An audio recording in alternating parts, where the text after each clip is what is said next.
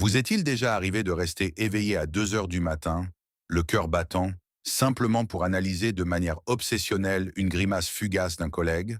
Ou peut-être vous surprenez-vous soudain à rejouer une petite erreur insignifiante datant de 3 ans entiers, même maintenant? Vous est-il déjà arrivé de taper un message, de l'effacer, puis de le retaper entièrement, terrifié à l'idée de faire une seule erreur de ponctuation? Mais pourquoi? Pourquoi un cerveau hautement intelligent se transforme-t-il volontairement en un broyeur émotionnel sans bouton d'arrêt? Pourquoi votre prudence naturelle vous apporte-t-elle un épuisement total au lieu d'une solution claire? Écoutez attentivement. Aujourd'hui, nous n'allons pas vous donner ce conseil inutile qui consiste à simplement arrêter de penser. À la place, nous allons révéler complètement le mécanisme de survie caché qui manipule secrètement votre esprit anxieux. Nous faisons cela pour que vous puissiez enfin réaliser une vérité indéniable. Ce n'est absolument pas votre faute. La société et les personnes autour de vous traitent de souvent votre esprit agité comme une mauvaise habitude. Elles vous disent simplement de sortir, de prendre une profonde inspiration et d'utiliser votre seule volonté pour l'arrêter. Mais la science moderne adopte une perspective totalement différente et fascinante. Au plus profond de votre cerveau existe quelque chose appelé le réseau du mode par défaut. Ce système complexe s'active automatiquement au moment précis où vous vous asseyez pour vous reposer. Pour une personne moyenne, ce réseau fonctionne silencieusement en arrière-plan. Mais pour vous, il rugit. Il fonctionne constamment à plein régime, drainant complètement votre précieuse énergie physique et mentale. Pour comprendre pourquoi cela se produit, nous devons examiner le travail remarquable de la psychologue Suzanne Nolan Hoxema. Elle a établi une distinction essentielle entre deux états mentaux très différents. Le premier est la réflexion. La réflexion consiste à penser profondément afin de trouver activement une solution à un problème. Le second est la rumination. La rumination est ce que vous faites réellement. C'est lorsque vous tournez en boucle sur exactement les mêmes pensées, encore et encore. Cela ne résout jamais le problème. Cela ne fait que figer parfaitement votre douleur dans le temps. Regardez de très près ce qui déclenche exactement cette boucle mentale épuisante.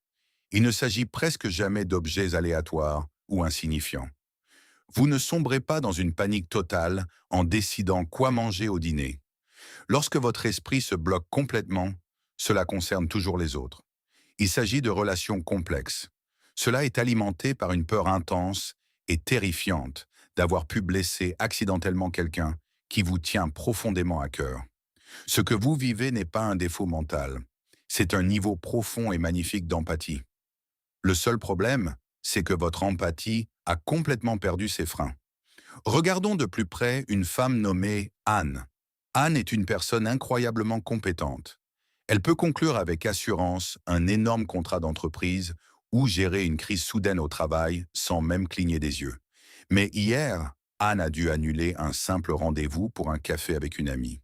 Une personne normale écrit « Je suis vraiment désolé, pouvons-nous reporter ?» Elle appuie sur envoyer en 10 secondes et passe à autre chose. Mais Anne passe 30 minutes agonisantes à transpirer sur son téléphone. D'abord, elle écrit le message, puis elle supprime le mot « désolé », craignant que cela la fasse paraître coupable. Elle le relit et panique en pensant qu'elle semble trop froide, alors elle le retape désespérément. Elle fixe l'écran, se demandant de manière obsessionnelle si son ton est trop dur.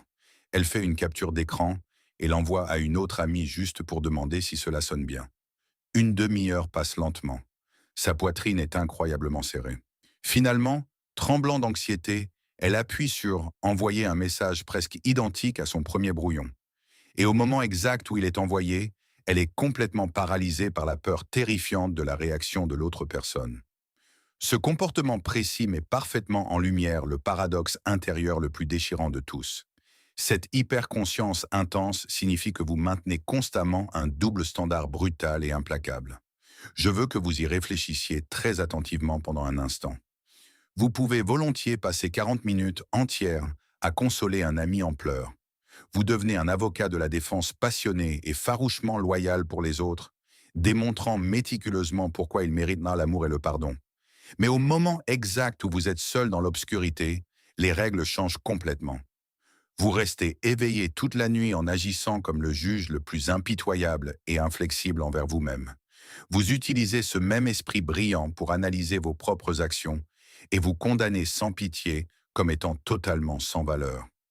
Vous offrez au monde entier votre compassion infinie, mais vous ne vous accordez tragiquement aucune grâce ni aucun pardon. Alors, où commence réellement ce cycle mental incessant? Nous devons remonter dans le temps jusqu'à votre enfance. De nombreuses personnes qui réfléchissent trop ont grandi dans des environnements émotionnels profondément imprévisibles.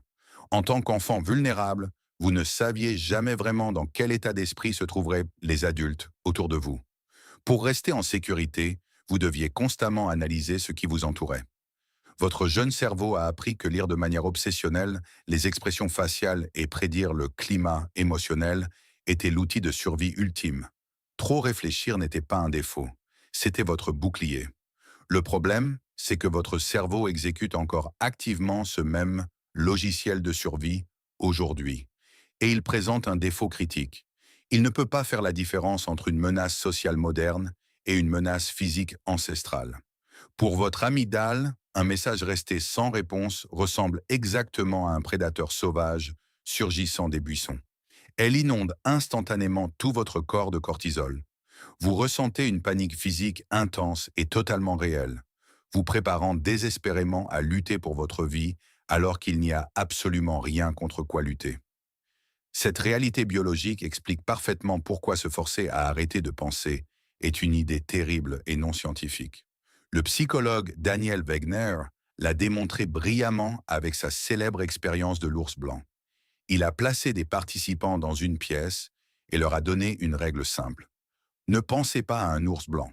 Mais dès qu'ils pouvaient se détendre, l'image de l'ours revenait encore plus fortement qu'avant. La suppression crée une énorme dette neurologique.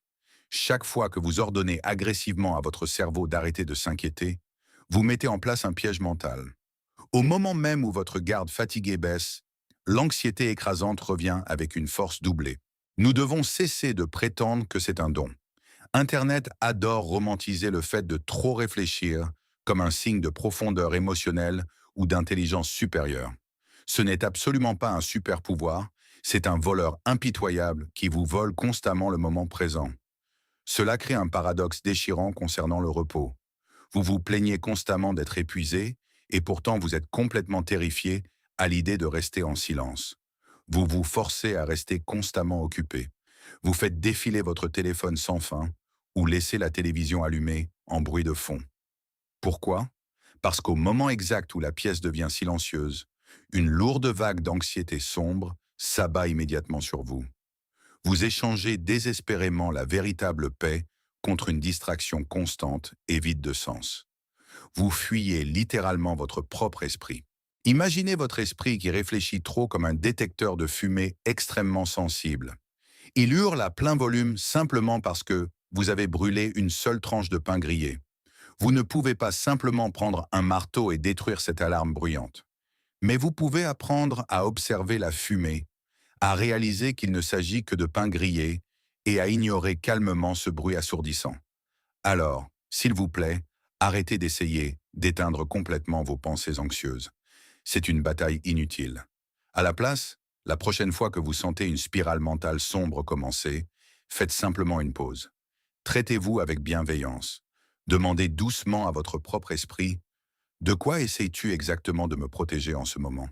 Et surtout, ce danger existe-t-il réellement encore dans ma réalité présente aujourd'hui? Si cette vidéo vous a apporté un peu de paix aujourd'hui, laissez un commentaire et partagez votre histoire. Vous n'êtes pas seul dans cette situation. Merci beaucoup d'avoir consacré votre temps précieux. Abonnez-vous à la chaîne et activez la cloche afin que nous puissions continuer à explorer ensemble l'esprit humain. Cliquez dès maintenant sur la vidéo qui apparaît à l'écran. On se retrouve là-bas.